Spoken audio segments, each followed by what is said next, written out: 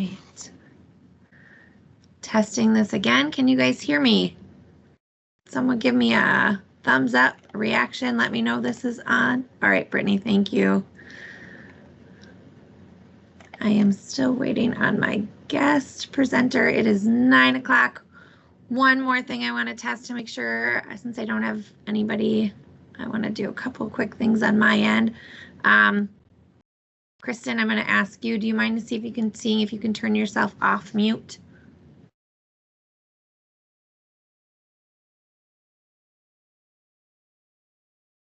Is that not an option? All right, cool. Kristen, I'm going to update my settings quick. Thank you. Wow, Mike. All right. Save that. Kristen, can you test it now and let me know if you can now see, turn it on? It works. Perfect. All right. Well, it wouldn't be a Tuesday morning if I didn't have a little bit of some sort of heart attack, right? Because that's just how things roll. Kristen, while I've got you off, can I keep you off mute for just another quick second? Can you see the slide deck? Yes. Perfect. Awesome. Well, I just keep watching my people and see where David is. I think everyone do a quick, I don't know, prayer. David's okay. It's not like him to not show up. He and I did a whole prep call. I know he was super excited about the call today, and I haven't heard from him at all this morning, so I'm a little nervous that we lost our guest presenter. I'll do another quick check. All right. Well, I am one where I want to make sure you get what you guys. He's on. He just joined. Hey, thank you.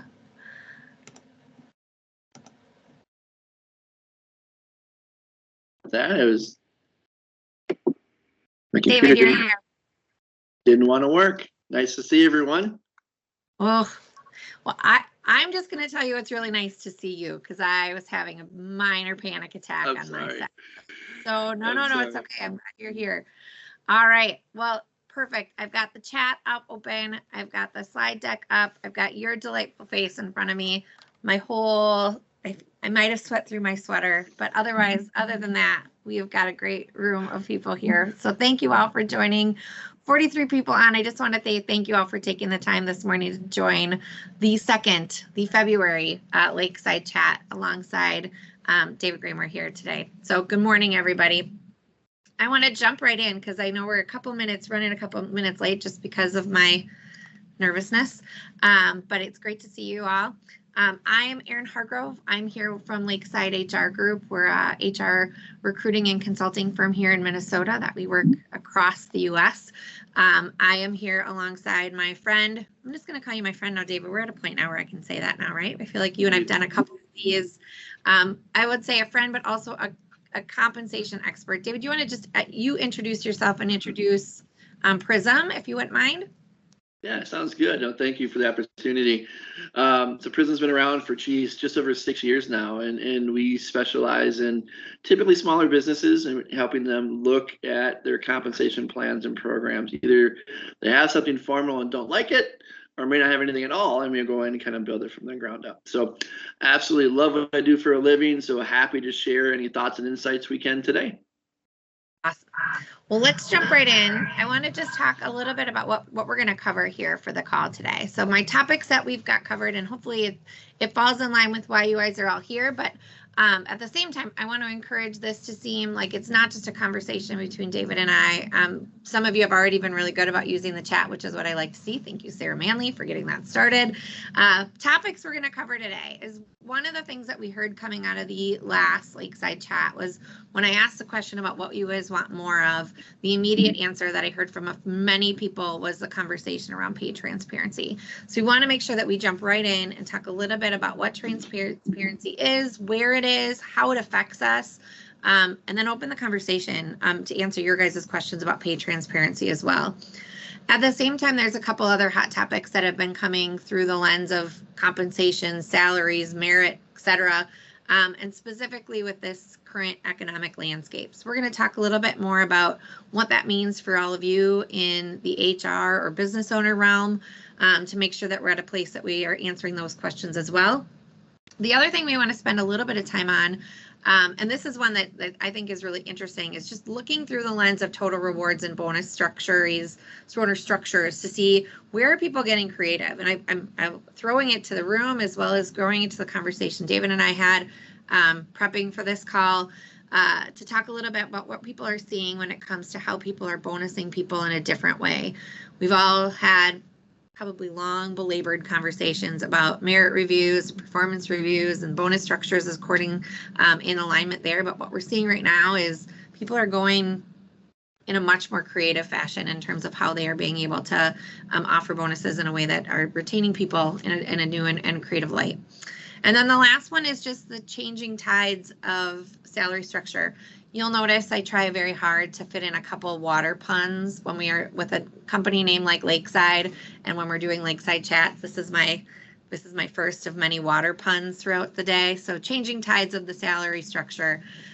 David and I were joking that the last time he and I did a webinar similar to this was when compensation was in a full swing one direction, right? People were, I think the joke that we had at one point was that people were giving even interview bonuses just to show up for an interview. And I know I've got a couple of my recruiter friends on the call right now where I'm sure you guys we're rolling over in your graves with the mindset of thinking about giving someone a bonus or money just for showing up for an interview. But that was where we were a couple years ago, is we had to get real creative about being able to get anybody, not just good bodies, just anybody to fill the roles that we had. And that tide is starting to come back a different direction. I would say I don't think we've gone a full swing one other way. I don't think we found ourselves in a perfect middle, but we're going to talk a little bit about that as well. This piece is for all of you on the call. My goal for Lakeside Chats is truly to be in a place where these ideally don't just feel like you're coming to talking to two people talking to each other or talking at each other. I really want to make sure that you guys are engaging throughout, and I think for those of you that have already started the process of opening the chat feature, use all of the Teams functionality. Kristen checked it for me. You can go off mute if for some reason I may ask you to go off mute if there's something you guys are commenting in the chat box, or if you have a question that you would like to hear you say it versus or a reaction to something. You're going to be a couple chat questions that I'll throw at you as well to get your kind of where you guys are sitting in any way, shape, or form on these particular topics as well. Use hand raise if you've got a question, use reactions, use chat, engage as much as you possibly can. But at the same time, we want the conversation to stay positive and genuinely curious. We want to live in the mindset of curiosity, knowing that as much as David and I have prepped for this and are talking about these topics on a regular basis, by no means are we a foremost expert on all of these things. This is a very much a moving target, if you will, on many of these pieces of the puzzle, both in terms of where regulations are, which state you're talking about, and just kind of the culture of the organization that you're with. So we recognize that that's going to be a piece of the conversation as well. And then in the last one too is that goal of this is information sharing and conversation starting. By no means is this the end of the conversation. We totally recognize that the topics we're covering today, hopefully you leave here and want to read some of the articles that we talk about, or you'll chime in on some of the conversations that you're having at your work about these particular topics as well. So we look forward to this being just truly the beginning of what will hopefully be a longer conversation. David, anything you'd want to add to that before we jump into the first topic? No, look forward to it. Perfect. All right. Well, good. All right. I've got a couple fun stats I want to just throw at you guys to get started. So first and foremost, this is a Forbes article at the end of last year, and I'm just going to calling out a particular quote from the article around pay increases and what we expected to see come in 2024. This is really the catalyst for where this conversation come from. You guys asked for pay transparency. I started to do some due diligence to make sure that I had the right research done on the front end. And What we expected going at the end of 2023 is that even as inflation slows at the extent of 2023, planned salary increases for 2024 remain higher than averages over the past 20 years. Employers continue to cite inflationary pressures and concerns over tight labor market as the primary influencing factors behind salary increasing budget.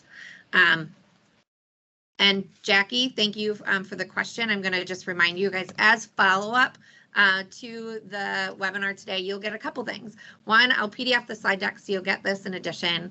We'll get the recorded session loaded to the Lakeside YouTube, so we'll get that loaded and sent over to everybody as well. I'll also send you a link to all of the different resources that we talk about throughout today's call. So you'll get a quick follow-up on a lot of the content that we're talking about today. David, when you see this particular quote, what's your guttural reaction to what people were saying towards the end of 2023? Yeah, it was super interesting to watch the trends coming in and how, yes, we thought merit increases were going to be higher than we normally expect. I was fully on board. I thought all the economy, all the trends and economics were on board, continuing to have high wage pressure. But typical behavior set in. Companies started to look for savings, and I think the merit increase budget ended a lot lower than what we expected it to be, partly because, again, savings, but also I think some of the spending already happened during the year. I think with those higher, new higher salaries and things like that. So I was fully on board with this statement, but like I said, old behaviors die hard, and I came down a little bit.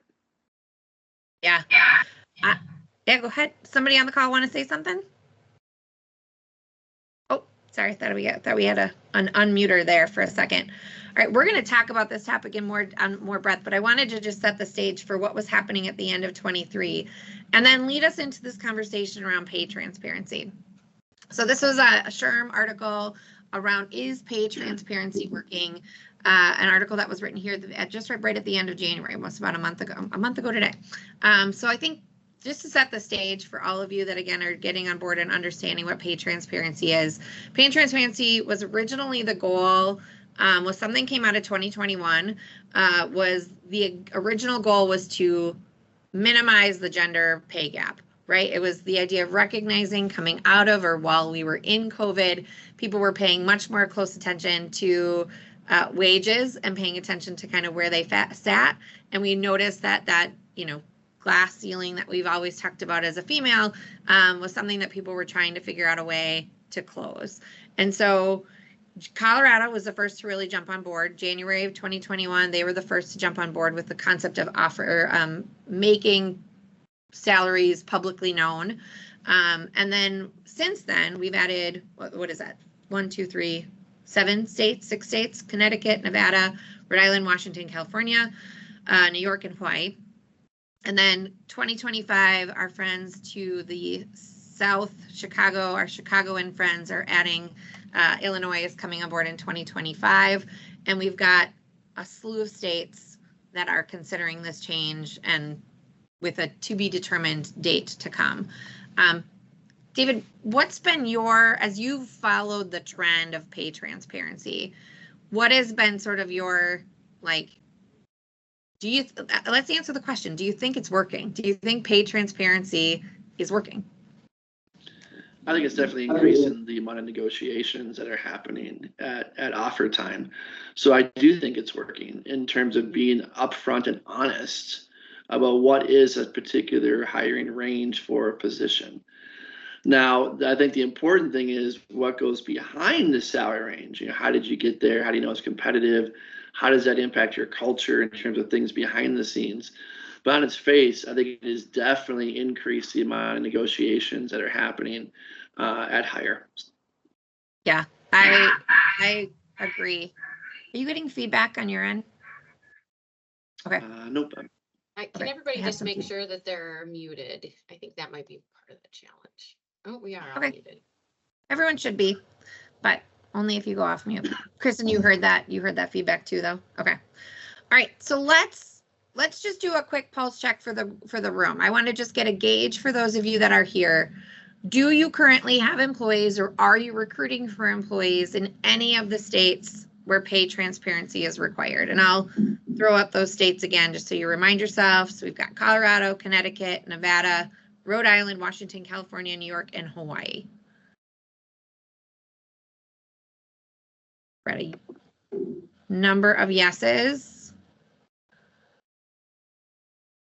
Yes, yes, yes, yes, yes. Only one. We got a couple no's.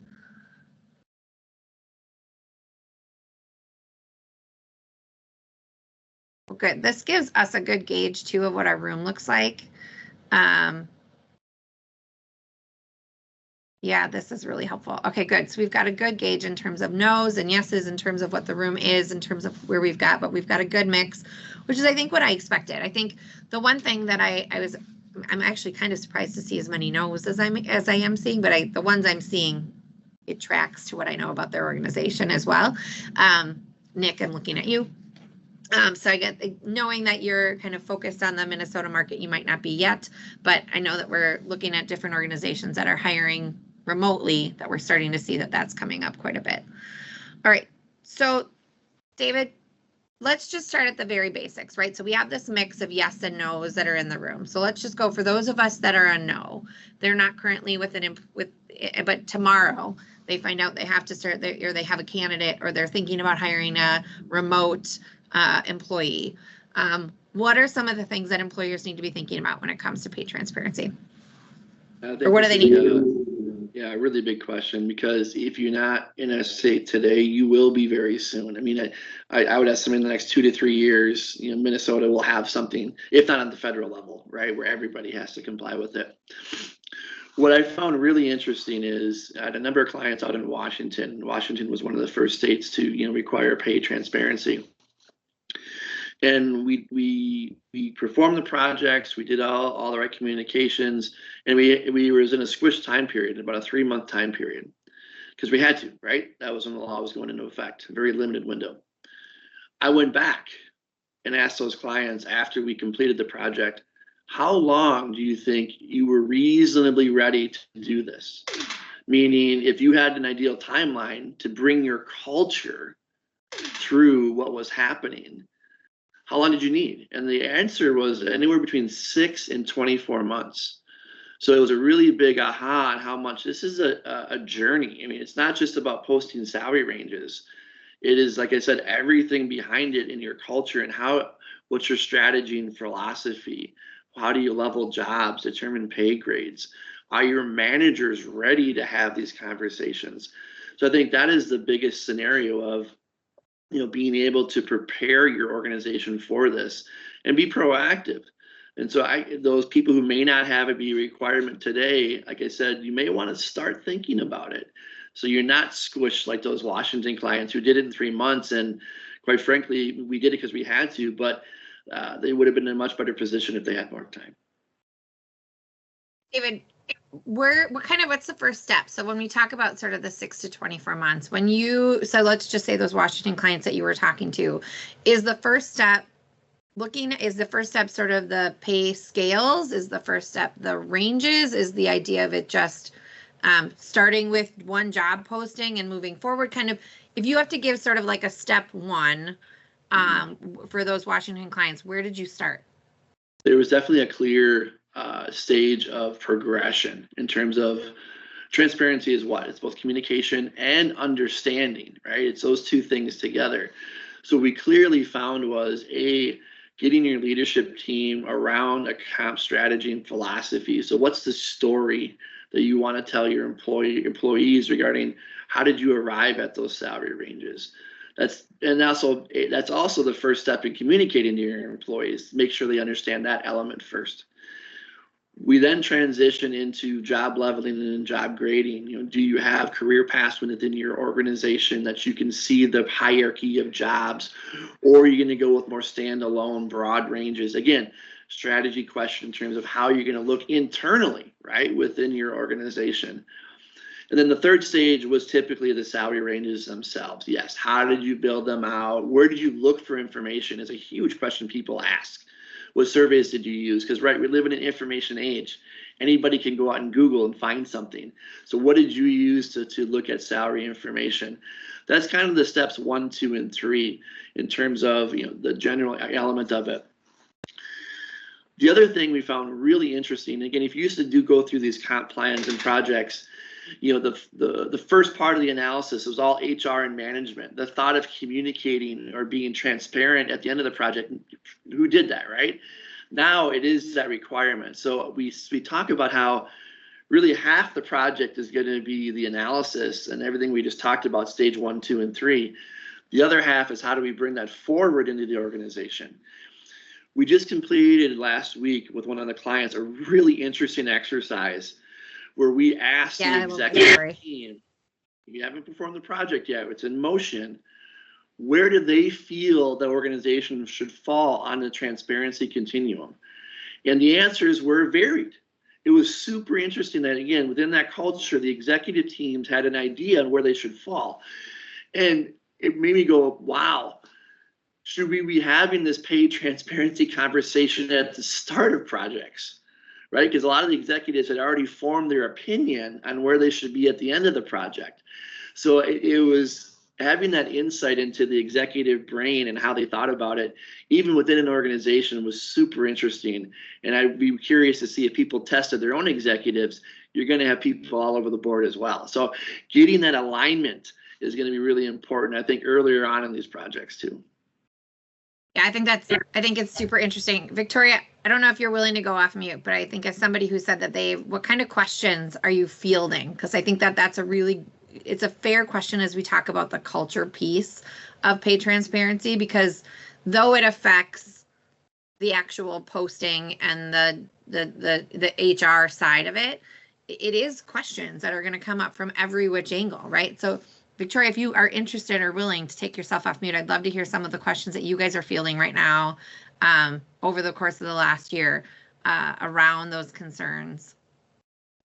Yeah, so it's been certainly interesting and a cultural shift to include this information within our job postings.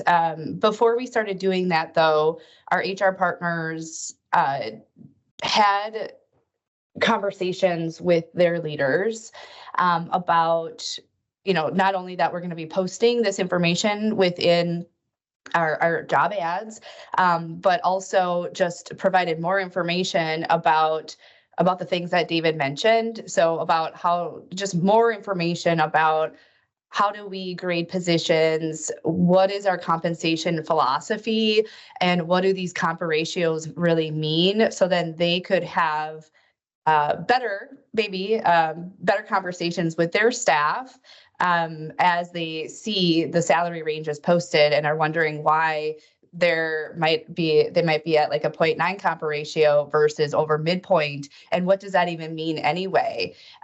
So we used to have these or provide this information in quarterly trainings that we would offer to our leaders, but since those kind of went away at around COVID time, and so that information hadn't been really shared and talked about in great depths with new leaders or individuals that moved into leadership positions or joined Gillette as a leader, and so they had to do a lot of education with people leaders essentially about all of that. And even still, they still had some challenges in talking to staff. And so then our HR partners, along with those people leaders, then came, forward and had those conversations with the staff that had those concerns. But I think something that surprised us was that even our leaders had those same questions and concerns about, why are they at what point of the range versus, again, over the midpoint or close to the max, because they felt that their qualifications and experience warranted them to be at the top of the range. And so there was just a lot of misinformation about our compensation philosophy. And so trying to, further education or further educate our leaders about that was helpful. But again, even a year or so later, after including this information in our job postings, they still receive some of those questions. So yeah. No, I think, and I love how you worded that, Victoria. So thank you for that. That was great. Because I think, to me, honestly, David, as much as we talk about that 1, 2, 3 step, I almost think it's like before you even get to 1 is that conversation around that compensation philosophy piece of it, right? That executive conversation that you talked about, Victoria, is so important. And I think it's interesting. I don't know if David, if you're seeing the chat, but Erica, the one thing Erica, I appreciate everything you wrote there, but the one thing I think it's important to call out too is that bottom half is this is the conversation around putting those ranges is. I love that she gave the 50 to 250K range as a for example, because it has to feel realistic too, right? The idea of putting something out there to be like 0 to $1 million is what you could get paid is not what we're saying here. But being in a place where we recognize that this needs to be able to provide guidance, and I think it goes back to that philosophy piece. David, I think I'm cutting you off. No, I get excited about this topic. Sorry, thank you. And you brought up some good things too about misinformation, right? In lack of information, people will fill in their own answer. It's human nature, right? Especially in this information age, people go out and Google. The other thing too is I found really interesting is the generational differences on this topic, where people closer to retirement, basically you get your paycheck and you don't talk about it. People who are entering the workforce, what I really find interesting is they believe they have the right, not just the opportunity, but the right to know what others are making. So it's just huge difference of opinion and perspectives. So filling in information with the correct, how you want people to feel about your compensation plans is important. The other thing I talk about is this is an emotional topic, right? It's personal. So I like to use analogies, metaphors, whatever they're called. But the best one that rings true is think of a realtor. The vast majority of people have bought a home or when they look for an apartment. The process the realtor does is the exact same thing, basically, that a compensation person does. What are the comps? What are the comparables? What type of house are you looking for? What's the location? And they come back to you with a competitive range of what that house should be worth. Now, what are houses that are worth on the lower end of the range? Well, maybe they need updates. Well, from an employee perspective, maybe you need a bit more training, a bit more performance, right? Houses on the higher end, maybe they have a brand new kitchen, right? These are your stellar performers. Again, when you take it out of the personal and make it into a practical situation, people tend to at least understand the process. They may not like the outcome, right? May not like the answer that I'm below the minimum or below the midpoint, but at least they understand how did you get to the range in a practical manner. Yeah, I agree. I know I love that we've got to some of this generation. I mean, we feel like even in terms of all the things that we wanted to get to, we wanted to talk to generation. We wanted to talk about manager training because I think that's another big piece. I mean, it's a trend we talked about in the last Lakeside Chat in terms of what's coming to 2024. And I think pay transparency is a good catalyst for the why, because we're in that position too, where now managers need to be able to not just be able to have the tough conversation, not just be able to have the tactical conversation about pay, but to be able to have the soft skill conversation to be able to handle that emotional component to pay, right? That there's that need. And when we talked last time about the need for this transition to more soft skill manager training, it's exactly it's this catalyst for these regulatory components that are creating the need and the want for making sure managers are in a place to be able to have those conversations in a more soft format versus having it feel like it's a check the box training. You hit right on the head too. Sorry, in that. No, your metaphor is being well received. I like it. Coming out of COVID, right? What do people look for? They want meaningful work that's valuable to be. Like, it is more personal. It is about those soft skills, and compensation is just one of those things managers need to be able to have the conversation around.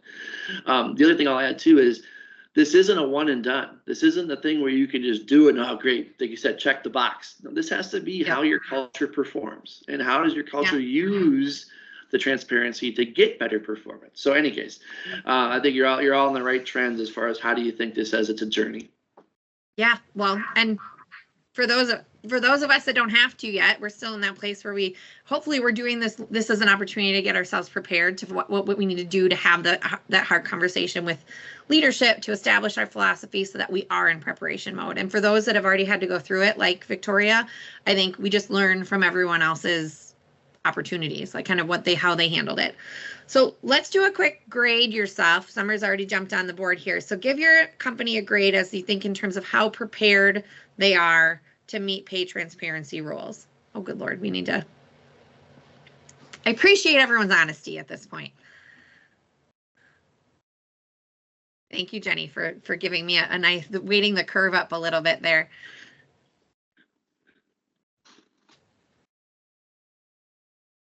It's a good question. Thank you, Erica. Can you tell me kind of what the skills and experience are? People are asking the question around kind of that. And I think there was a conversation earlier in the chat too, which this is my favorite part, in terms of the recruiter experience too, being able to make sure that recruiters are prepared to be able to have those conversations with job seekers about the pay scale as well. It's not just managers that need to have that, be armed with that piece of it, but also can be in a place where the recruiters have it. And employers need to give concrete answers. I think it's good. All right, it seems like our bell curve started to bell out a little bit. We've got more B's and C's coming in the mix, but it does seem like there's opportunity here. Let's change the conversation, because again, we're at the halfway point. And I know we have 3 more topics we want to get to. So let's talk a little bit about compensation in the current landscape. Kind of what are some of the trends that are unfolding? I want to just call out a couple of the articles that I posted in preparation for today. Even yet last night I posted one, and I think it's a great tie off of what David just said in terms of that generational shift. I think one of the trends that we're seeing when we're talking about this compensation economic landscape shift is it's an interesting gauge of how new graduates have lived through the last few years of watching this compensation trend be at one place, and now the economic landscape is changing, and we all heard about it, right? And many of us experienced it. Was the conversation around layoffs, and whether or not it was directly affecting us or we knew somebody it was affecting. Is it felt like there was like layoffs that were happening towards the end of 2023, which then tightened everyone's expectations around compensation or started to neutralize those crazy bonuses that were being given at the interview phase. But I do think that the one trend I think is really interesting is to watch our new graduates, is to following along with that, the expectations are for compensation with new graduates. And how do we make sure that we're educating them accordingly based on the types of roles that they're entering the workforce in? David, what are some of the other trends that you're following when it comes to the economic landscape and compensation in your role? No, so great. And so we track about 15 different economic indicators on a quarterly basis just to try and see what's happening, right? Is there any predictability to what we're seeing? And all the economic indicators are good, really good. Inflation is down, unemployment flattened out, et cetera, et cetera. But what is really interesting is new hire salaries are about 5% less than what they were 12, 18 months ago. And it was in the article, and it was also tested with some of our clients. We did an analysis a few months ago. So you should be seeing less pressure, but people don't want to let go of it, right? Managers want to offer those higher hiring rates. Employees want those higher salaries. Who doesn't, right? But it's not sustainable, is a lot of the language we talked about. And to be honest, I think that's why you're seeing some of those layoffs, and that we hired people at higher rates who are not returning on that, right? So we're having a drain on the efficiency of productivity within organizations. And so I think that's why you're seeing some of those layoffs, even though the labor market's tight. It's just we may have overpaid for talent in some areas. Yeah, I think that's a totally a fair statement. And I think we knew it, right? I think we even knew it when we were living through it, is the conversation around that sustainability. When you're starting to see these pay increases go, and not just pay increases for new hires, but then all of a sudden you pair into pay transparency, and then all of a sudden you're giving retention bonuses and you're giving stay bonuses to employees at the same time, or, leveling salaries to meet what's coming in. And we knew that this was going to happen, that there's some degree of unsustainability was going to hit. And it's been interesting to see it play out, especially as we continue to sort of see how employers are reacting to it. comments in the chat. I didn't pose a particular question on this one, but are there anything you guys are seeing in terms of those of you that are on the call today, in terms of anything that your companies have done to be able to manage the sustainability, or are you one of those that have had to go through some degree of layoffs or even hiring freezes to be able to manage to the economic concerns that people have been living through? I don't see any comments. David, before we move to the next topic, anything in particular, any sort of like specific scenarios you can think of when it comes to how employers are approaching the kind of what questions are they asking about the economic landscape? You talked about sort of all of those indicators. What are some of those indicators that your companies that you work with ask about kind of on the forefront?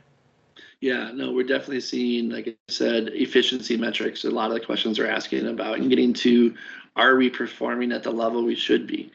And employee ratios, things like that. And there are some general guidelines, right, that you look for in terms of how you may support a function or another. So just making sure they have the right people in the right boxes is a lot of the questions were coming out of it. The one I'll carve out specifically is engineering. That's the one family that I don't see an end in sight in terms of the pressure on that job family. Every other family seemed to have softened and kind of came back to arguably closer to equilibrium. But the engineering family companies are really starting to think about, how do we differentiate ourselves from others? And a lot of times it's turning into career pathing. And so getting those younger engineers in and then promoted up through the chain, right? So they're not poached by somebody else. Looking at licensure pay and all these other things that can go under the umbrella. With that engineering family being just interesting. What I'm really curious about is you look at the IT job family, and to solve that problem, organizations went overseas, right, to try and find talent and developers and things like that. I'm curious when and if that trend may happen in the engineering family. Not all engineering work can be done remotely, but there needs to be some sort of relief, because there's not enough individuals, unfortunately, coming out of college. Yeah, I think we'll talk about that more here in a few slides as well, because I think that's exactly, I think I even noted that yesterday in my LinkedIn post. Was I had talked to a CEO of a small engineering company just last week, and he was like, is there anything you guys can do about that? Is there any conversation we can do about that? Like, sorry. Figure out a way to get more people to enter the workforce as an engineer. That's what we need to do. All right, so let's talk creativity and compensation. I know you and I had a pretty, I would say, dynamic conversation as we talked about this particular topic. Are companies doing new and unique ways to bonus or pay their employees? And I'm gonna kick this one off, just because I think coming out of my most recent role in the total reward space is, I think the conversation that I'm seeing in the terms of what we're seeing from this conversation around compensation or creative compensation is really with the vein of, are people looking through the lens of total comp through a larger picture, right? The conversation, and I know many of this conversation that we've had thus far has been a conversation around pay, right? Salary, period, end of story.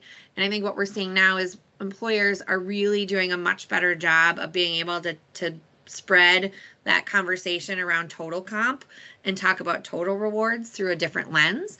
And we're seeing creative conversations come up. I mean, I think the one that we were talked about even last time was a climate related benefit for those employees that were struggling with. I mean, we've got our friends in California dealing with flooding or forest fires, and they're putting in a bonus structure, putting some sort of compensation allotment, almost like a disability allotment for those people that would be having an issue that might come across that sort of hardship. We're seeing other things happen. Obviously, leave is another big topic, but I think the ways people are organizing and structuring leave and being able to sell and speak to leave as part of a total compensation or a total rewards picture is another interesting way that people are looking through a different lens and not just talking about dollars and cents in terms of compensation, but looking at things like, especially with this next generation, where people like the idea of how they're going to use their time in a way is another interesting way people are being able to sell compensation through a different lens.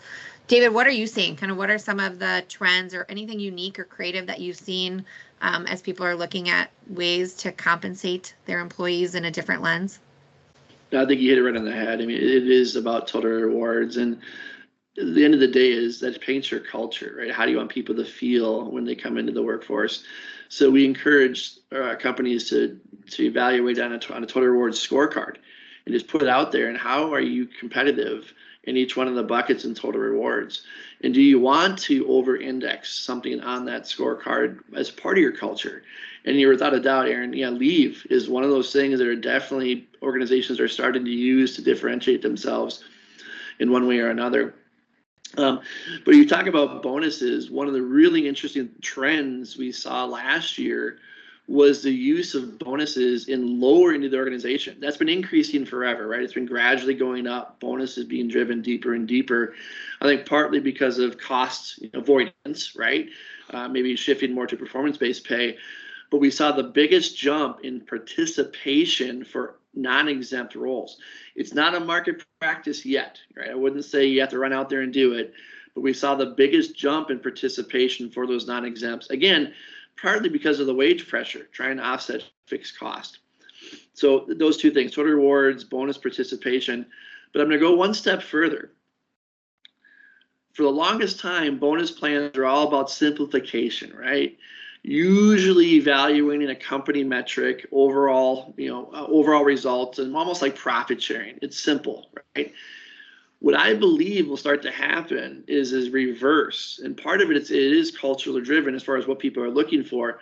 Bonus is really tied to the individual, and how is that individual performing? I think the pendulum's going to swing back. Now it's easier said than done, right? Because you got to be able to evaluate people and then the performance, be consistent and be fair. But I think, again, when you look at that generational difference in what they're looking for, right, more individualistic rewards.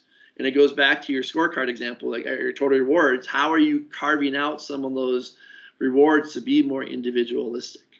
Yeah, like you said, the California one as an example. Yeah, I think that I love that. And I think at the same time, I think it's really interesting because I do think there's a piece of it that you can't get away from company performance, right? Company performance and recognition of this money doesn't come from anywhere, right? We need to make sure that we recognize that money has to be coming in for us to be able to pay you something, right? So there is a degree of being able to be, and I hate to overuse the word transparent, but transparent around the company performance to make sure that everyone has buy-in to what their role is in terms of being able to receive a bonus. And it's interesting because I do think this plays into the overall conversation around performance reviews, right? And being able to looking at ways that people are reevaluating merit conversations in that one time of year everyone gets a blah, blah, blah, blah percentage of, and moving towards more of these spot bonus situations and moving towards these individualistic moments to be able to say, you took on this project, or you killed your number, or your customer success scores or client satisfaction scores or retention scores are XYZ, and we want to provide you something that makes you feel like you're getting something for your individual work and not just because the company overall did something. But I think that there's this interesting balancing act between the two that needs to happen. Conversation comments across the board. I asked you, is there anything that you guys are doing? Sue, thank you. We talked about an ESOP. Sue, I'm going to have you go off mute if you don't mind. Have you always been an ESOP company, or how long have you guys been an ESOP? We've been 100% employee owned since 1985. Okay, wow. And so you said some of it's hard to explain. So how do you guys go about explaining, or kind of what's the process that you guys go about explaining the ESOP mindset? Yeah, so I think we've struggled a lot with from just a candidate pool perspective, because it's not money in their pocket today, right? It's something that you have to look long term down the road, wealth building, right? Wealth management. And it's interesting to me because we'll be negotiating offers with candidates and they'll say, you know what, I'm just going to opt out of that. Just give me the 18%, right? Because that's what we contribute from an ESOP side into my paycheck. And I understand it, right? I get their logic and where they're going, but it is difficult to try and really bring home what that means We've been doing a lot more education, a lot more, more or less lunch and learns with just our current employees, trying to help train them, teach them, educate them on what it means to have this money and doing, real math projects, right? Like looking at the numbers, taking an employee, not an actual person, but a salary, right? Kind of laying the whole groundwork out for them, showing them like, hey, this is how much money you could have at retirement, assuming all sorts of things, right? The market, the current stock price. But that's been our only way to really convey that with our current folks, but it is really difficult from a candidate perspective too. So I'm always looking for new ways or different ways to try to explain the benefit of the ESOP side. Yeah. Thank you. Thank you for talking about it too. And Carol talked about it, it's deferred comp, right? I mean, it is tough, right? It is a tough conversation. And I think especially again, I get to be, this is my non-millennial voice speaking here, right? But I do think it is a generational conversation, and we think about it too, of being able to say there's so much, I mean, you layer in all the pieces of it.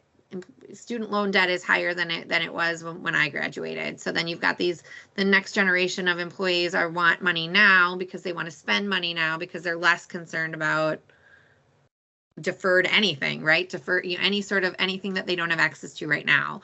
And I think it's an ongoing ebb and flow. And I don't think that I haven't seen anybody perfect it, but it does seem like there's more opportunity if people start to recognize the opportunity of it and start to see it as a growth, kind of the growth percentage. I like that you're calling it a math lunch and learn, because I think that's a really great way to talk about it. David, I'm curious, I guess you and I've never had that conversation around the ESOP piece of it. Are you doing anything or seeing anything with any of the companies that you work with around how they educate on the ESOP? No, that's a great question. And I'll be honest, Susan, you're not alone. I mean, most of the clients we have feel that they don't do a good job communicating well. And because it is one of those parts of how do you connect with everybody. What I see done well, it has to be a pulse, right? It has to be something that you are continually to communicate, at least on a quarterly basis, right? And there's two sides of the coin. There's this cultural element that the ESOP brings to the table. And I think people can really grasp onto that if you're living and breathing it, right? If you're actually demonstrating what ESOP culture can be, call it out and show how you do it. Give examples of what happened that quarter that tied back to that culture and what you did. That'll help the soft side of what people are gravitating towards. But you're right, on the hard side of the financial side, it is about creating that long-term wealth. And how do you keep people understanding what that value is? And it goes back to, it's got to be that drumbeat, right? And you're already doing it. You're educating people on what the opportunity is if you stay. Now, the hard part is obviously you can't provide financial advice and all that type of stuff. But at the end of the day, you still have to educate. And so I think if you do those two things, again, the soft side and the financial side together, and then again, it's a consistent drumbeat, that's what we see usually being the most effective. Yeah. Thank you, Susan, for jumping off mute and sharing a little bit about what you guys are going through. All right, so let's I'm going to throw this one out to the room. In your company, have your salary decisions. So as we talk about kind of the manager wanting to give top end conversations and all of these pieces coming together, how much has changed for you over the course of the last 2 years? So in the interest of kind of the back end of COVID into today, how much has your organization had to change their sort of salary or even comp philosophy?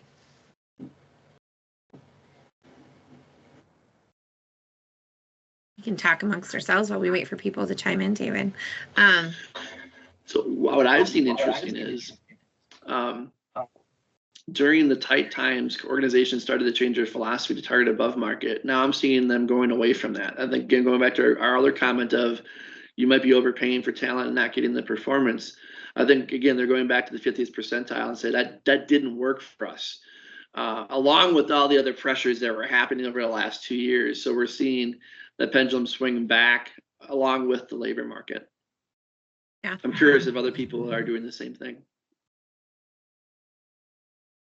I think the answer is yes. I think Angela messaged, right? I think everyone sort of says yes. And my guess is how much has it changed is probably varied, right? I mean, the idea of being able to say some of them are probably happening in the one-offs, right? In the one-off, we have this particular role, it's been hard to fill, or we have this really great candidate that we really want to make sure that we bring in, or we recognize the unique skill set of the particulars. I mean, I think that that plays into it as well. I think there's probably a lot of one-offs, but I think in general, I mean, we saw it, right? We saw it even with the layoffs perspective of it, but organizations went to a change in how they hired, and they also went to a change in how they paid. They just did.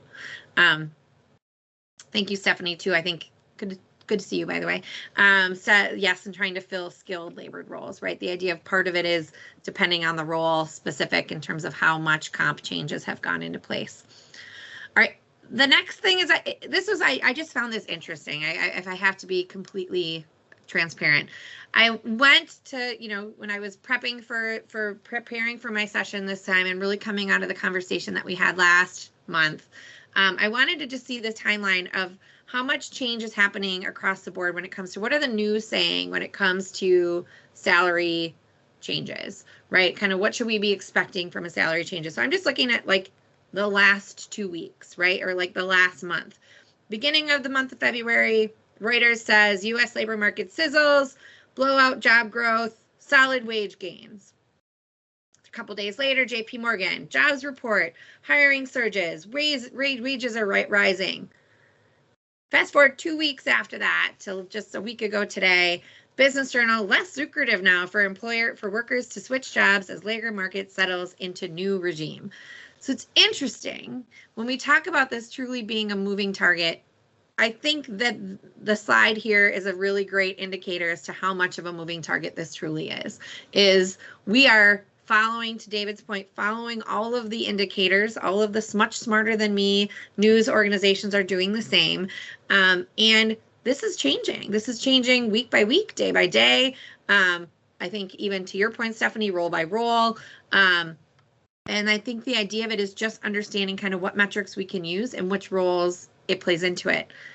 I haven't looked. I should have done one last search this morning, and I didn't. David, anything new you'd add in the last week since I put this slide together? I think it's funny too. There's another article that says 2024, the year of the layoffs. So talking about having just such a huge variety of feedback coming out of different agencies, like you said, what I would look towards is within your operations, set what you think are reasonable levels of operational performance. So for example, turnover between X and Y. Right? New hire offer acceptance between Z and whatever, right? In terms of as long as your system is behaving within what you think is reasonable performance, you're probably within the right windows. But then look for things where they're starting to behave outside of what you expect to happen.